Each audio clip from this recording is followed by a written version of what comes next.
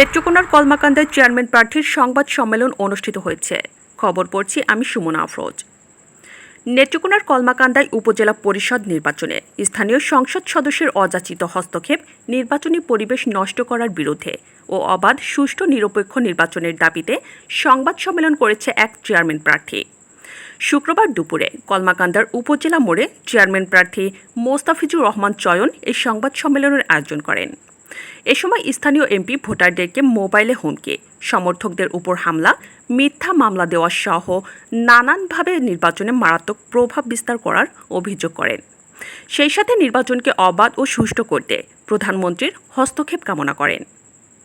সংবাদ সম্মেলনে জেলায় কর্মরত বিভিন্ন প্রিন্ট ও ইলেকট্রনিক মিডিয়ার সাংবাদিকগণ উপস্থিত ছিলেন। নেত্রকোনা থেকে জাহাঙ্গীর আলমের তথ্যচিত্রে ডেস্ক রিপোর্ট, সত্যকণ্ঠ।